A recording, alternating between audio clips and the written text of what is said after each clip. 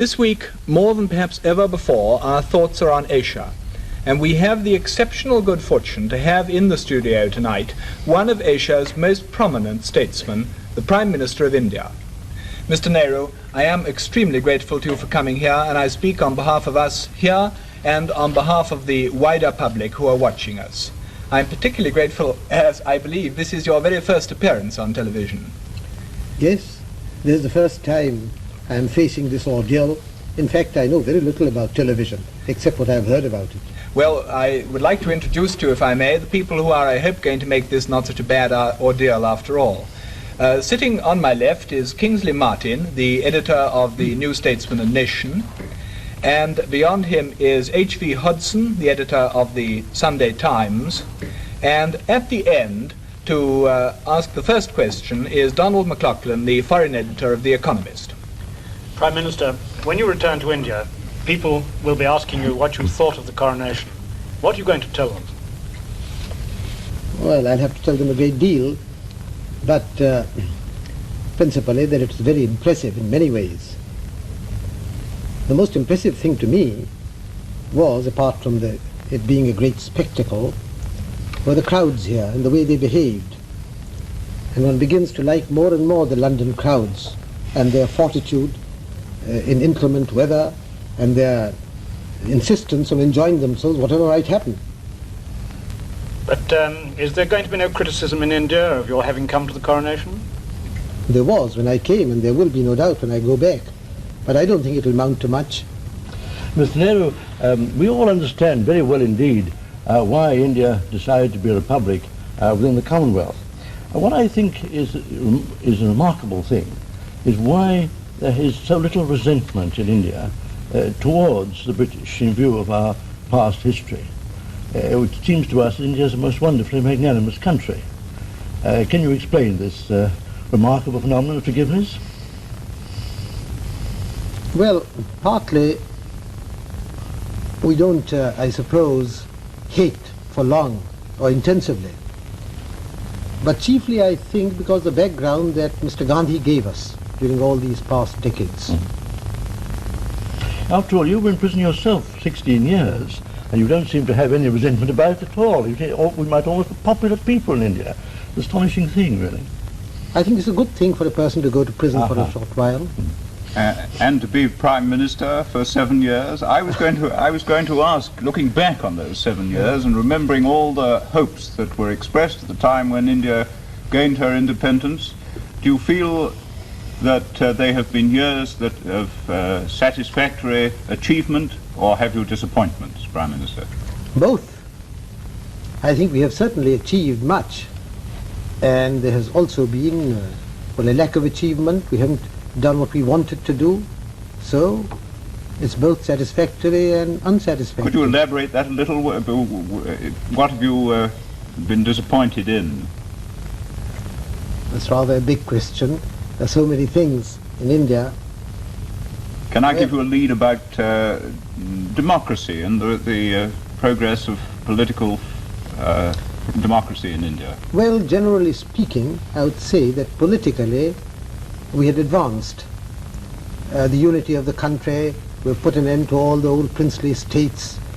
We've had these general elections which were remarkable on a tremendous scale, and we've built up a good democratic structure.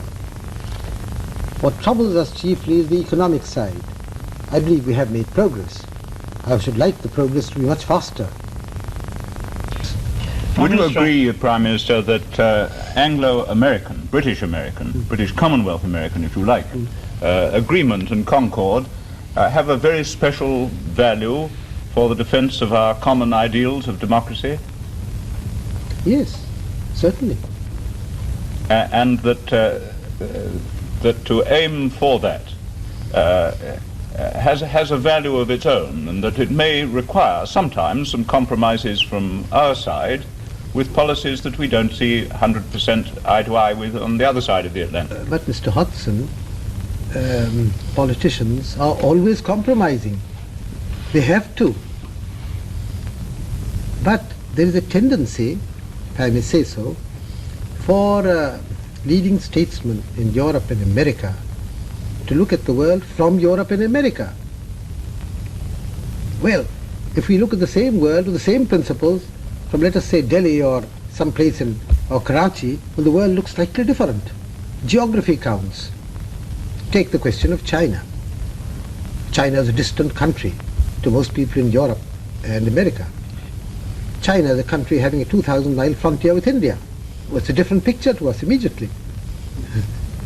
Well, I certainly agree that your contribution from Asia is an invaluable one. I just wanted to suggest that is, I say, that is the value, one of the significant features of the Commonwealth conferences, that these different viewpoints come up, maybe if you like slightly clash, but in a friendly way, I mean, and lead to a better understanding.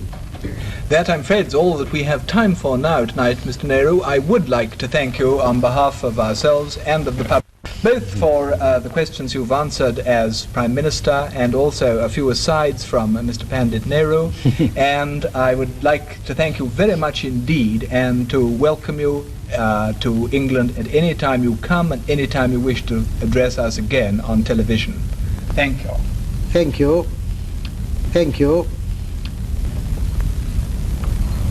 I haven't found this last half hour quite so bad as I expected it to be. In fact, it has passed rather rapidly. I was surprised that it was over. Perhaps because your questions were interesting and I got involved in them. Anyhow, it has been a pleasant time and I thank you for it.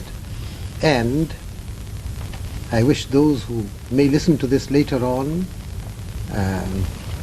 Good night. Sir एक student था, मैंने पहले भी सदन में कहा, बहुत bright student था सर। 10वीं के हमसे हमेशा उसके अच्छे अंक आते थे और वो 10वीं के बाद जब मैंने पता किया वो कहाँ गया, सर वो चाय की दुकान खोल के बैठ गया, क्योंकि फर्स्ट जनरेशन लर्नर था। परिवार में कोई नहीं था सर। मेरे माता पिता दोनों प्रोफेसर थे सर। संसाधन तय करते हैं, जाति तय करती है, सरनेम तय करता है ज्यादातर। ये इस हकीकत को हम सबको स्वीकार करेंगे ना तो शायद आज नहीं तो कल हम इसका निदान खोज पाएंगे सर। लेखक का उद्देश्य जानबूझकर हिंदुओं की भावनाओं को ठेस पहुंचाने की बजाय अपनी जाति के साथ हुए अन्याय को दिखलाना भी तो हो सकता है। निश्चय ही ऐसा करना असंवैधानिक नहीं माना जा सकता है। तो बाबा साहब पर तो माला पहनाई जाए, उन पर फिल्में बनाई जाए, लेकिन उनके विचारों को आत्मसात ना किया जाए, क्योंकि आपके एथनोसेंट्रिक अप्रोच को बाबा साहब चैलेंज करते हैं। अरे जाति है कि जाति नहीं, स्वीकार कर लिया, क्यों नहीं जा रही? यानी कि ये प्रिविलेज का बंटवारा है। जो प्रिविलेज्ड हैं उनको खुशी है कि रिचुअल सिंबॉलिक बातें बोल करके बाकी बनी रहे जाति। ना जरूरी है। Before I come to the question how he has damaged, Modi has damaged India, you must understand what is India. देखिए, this is a broadly a country of immigrants. It is like North America. North America में mainly from Europe आए थे 500 साल पहले, फिर बाद में African slaves आए, फिर एशियन, लैटिन अमेरिकन आए। 500 साल से लोग आए। That's because of our geography. India में नहीं, हम बताते हैं आपको, सुनिए। इंडिया में 10,000 साल से लोग आ रहे हैं। क्यों आ रहे हैं?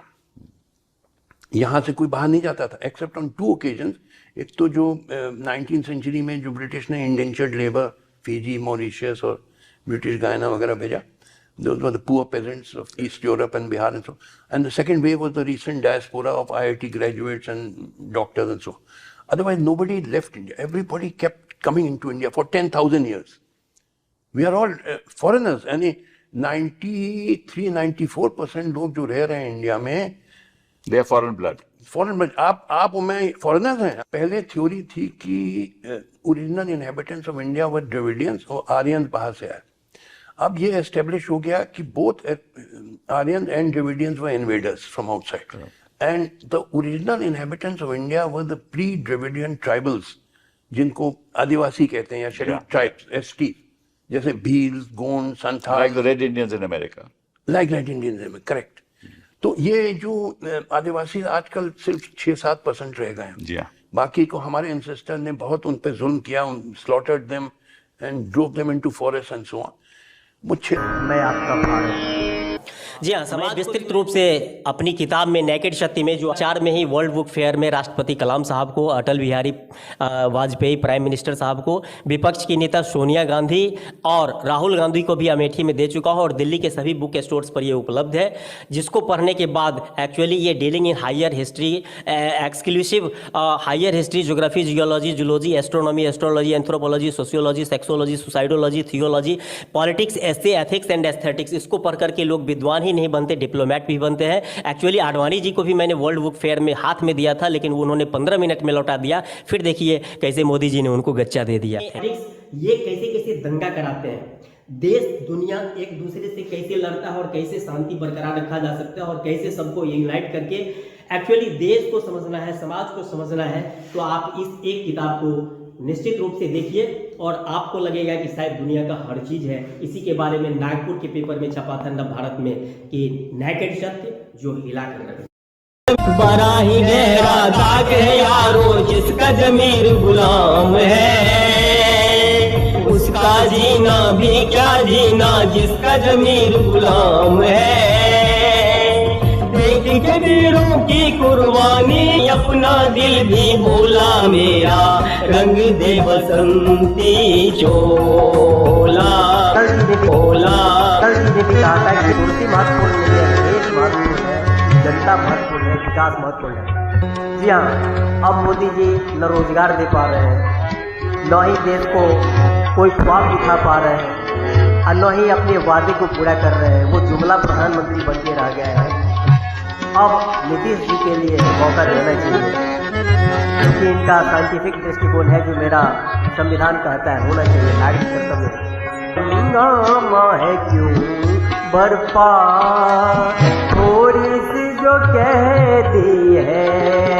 को भी गोल गोल घुमाकर सीधे साधे बोले वाले लोगों को कंफ्यूज कराकर ठगते हैं, विशेषकर हिंदू नर नारियों को। जो तुमसे मिलकर और तुम्हें सम्मानित करके मैं अपने आप को सम्मानित कर रहा हूँ। तू ही देश और राष्ट्र का भविष्य है, ठीक है। आगे को क्या करना है, खूब पढ़ना है, लिखना है और IAS IPS यानी देश का प्रधानमंत्री राष्ट्रपति भी बनना है और तुमों को इंसाफ करना है, न्याय करना है। इंसाफ की डगर पे बच्चों दिखाओ चल के, यह देश है तुम्हारा, नेता तुम ही हो कल के। करोगे ना? Thank you.